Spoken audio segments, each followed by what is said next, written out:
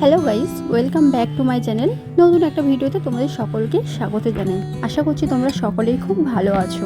কলকাতার কাছাকাছি অনেক লাক্সারিয়াস রিসর্টের কথা শুনলেও যাবার তেমনভাবে কখনো সুযোগ হয়নি। তা এইবারে আমাদের সুযোগ এসেছে the Ibiza resort and spa ঘোরার।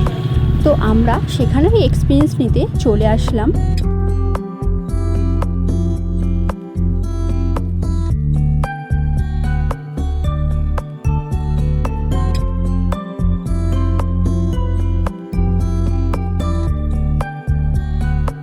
এবারে তোমাদের বলি এখানে তোমরা কিভাবে আসবে। কলকাতা বেহালা হয়ে ডায়মন্ড হাবড়া রোড ধরে তোমরা এখানে আসতে পারো। এছাড়াও বারুইপুর আমতলা রোড হয়েও এই রিসর্টে আসা যায়। এছাড়া তোমরা যদি মেট্রো করে আসতে চাও, মেট্রো জোকা স্টেশন আসতে পারো। জোকা স্টেশনের ওখান থেকে তোমরা ক্যাব বুক করে এই রিসর্টে পৌঁছাতে পারো।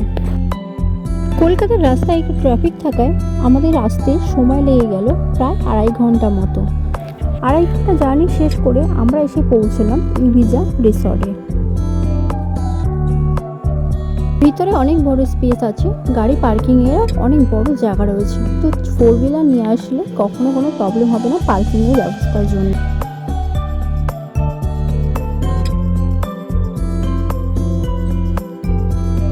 কিছুটা রাস্তা এগিয়ে আসার পর রিসর্টের ফার্স্ট ইমপ্রেশনটা আমাদেরকে মুগ্ধ করে দেয়।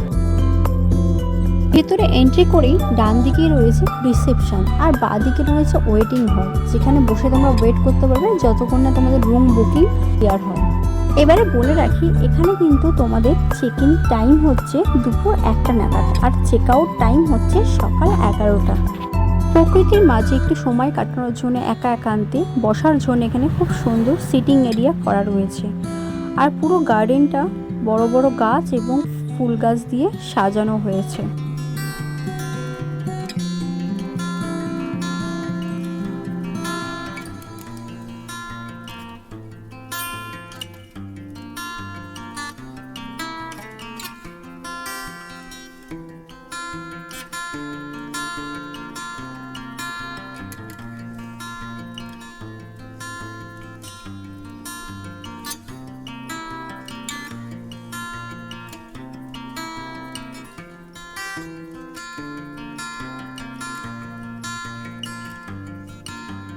এখানে একটা লেক রয়েছে, লেকের মধ্যে রয়েছে নানা রকম অ্যাডভেঞ্চারের ব্যবস্থা। এর মধ্যে রয়েছে kayaking, single cycling, double cycling, zip line, এগুলো আলাদা আলাদা চার্জেস আছে।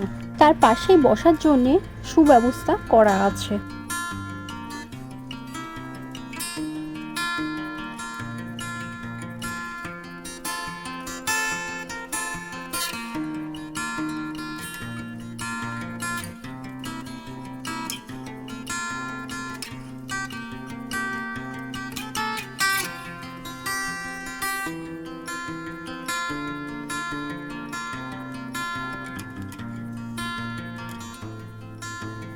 এখানে কিছু অ্যাক্টিভিটির জন্য করা রয়েছে টেবিল টেনিস, ক্যারাম।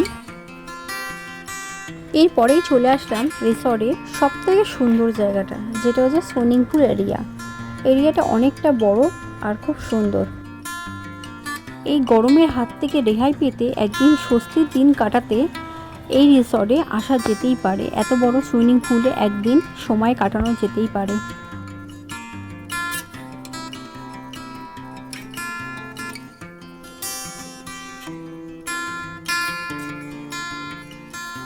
এটা হচ্ছে রিসর্টের রেস্টুরেন্ট এরিয়া, রেস্টুরেন্ট কাম বার। এছাড়াও আরও একটা রেস্টুরেন্ট রয়েছে, ওটা এর থেকে অনেকটা বড়।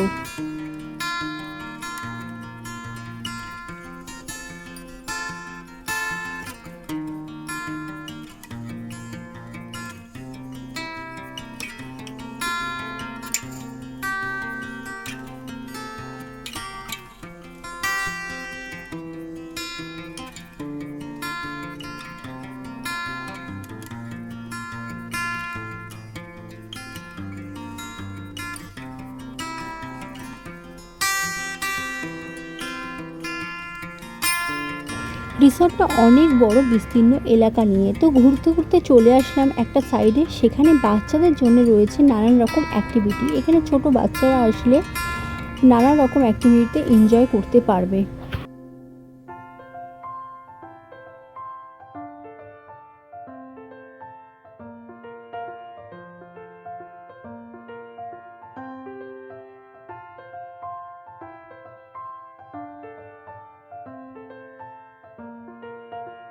এই রিসর্টে কিন্তু থাকার জন্য 2 রকম থেকে 3 রকমের রুম অ্যাভেলেবেল রয়েছে। তোমরা যারা এখানে স্টে করতে চাও এখানে দেওয়া কন্ট্যাক্ট নাম্বারে কন্ট্যাক্ট করে অবশ্যই কথা বলে নেবে।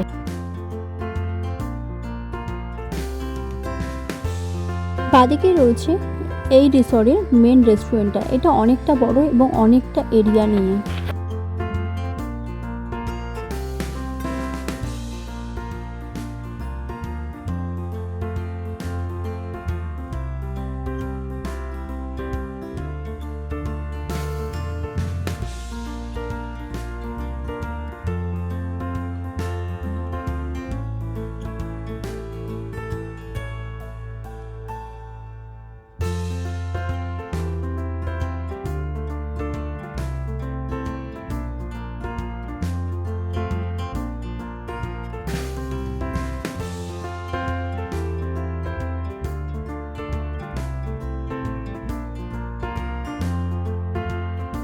লেকটার এপার থেকে ওপারে যাওয়ার জন্য একটা আইল্যান্ড করা রয়েছে, আর আইল্যান্ডে যাওয়ার জন্য এখানে একটা কাঠের ব্রিজ বা সেতু টাইপের বানানো রয়েছে। সুইমিং পুলের ঠিক পাশেই বাদিকে রয়েছে ছোট ছোট কটেজ রুম। তো তোমরা এই কটেজ রুমেও থাকতে পারো চাইলে। আর এখানে কিছু সিটিংয়ের ব্যবস্থা করা রয়েছে, তো এখানে বসে তোমরা প্রকৃতির মজা নিতেই পারো।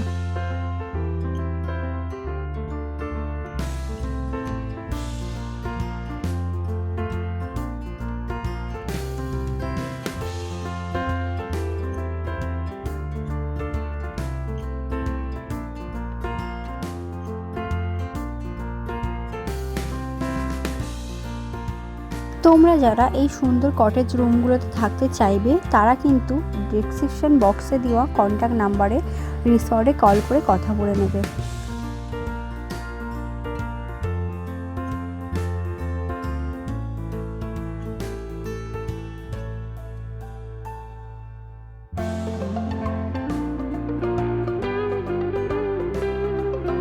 এখানে খাবার কিন্তু তোমরা ভেজ আইটেম আর নন ভেজ আইটেম 2 রকমই তোমরা পেয়ে যাবে, যে যেরকম পছন্দ করো। এছাড়া তোমরা এখানে প্যাকেজের মধ্যে রুম নিয়ে স্টে করলে তোমাদের লাঞ্চ ডিনার এগুলো সব ইনক্লুডিং থাকে।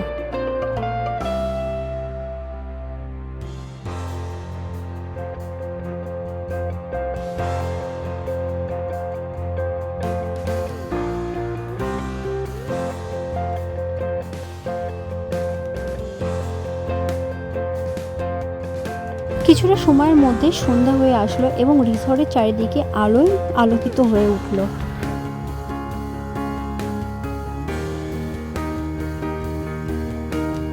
সুইমিং পুলে 4-5টা লাইট জ্বলার পর সুইমিং পুলের সৌন্দর্যটা আরো বেশি বেড়ে গেল।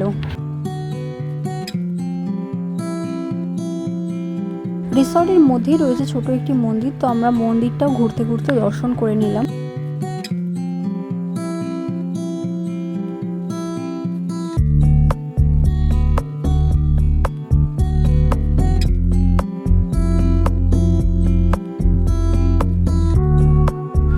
এর মধ্যে সন্ধ্যা হয়ে গিয়েছিল আর আমরা একটা বিশেষ প্রোগ্রামে গিয়েছিলাম এখানে। তো প্রোগ্রামের জন্য আমরা রেডি হয়ে যে যার স্থানে বসে পড়লাম। তো প্রোগ্রাম শেষ হওয়ার পর আমরা আমাদের বাড়িতে ফিরে এসেছিলাম। তো আজকের এই ভিডিও তোমাদের কেমন লাগলো রিসর্টের ভিডিওটা তোমরা আমাকে কমেন্ট করে জানিও। আর যারা এখানে ডে আউটিংয়ের প্যাকেজের হিসাবে আসতে চাও বা স্টে করতে চাও তাদের জন্য আমি এখানে রিসর্টের কন্ট্যাক্ট নাম্বারটা দিয়ে দেবো, তোমরা কন্ট্যাক্ট করে আসতে পারো।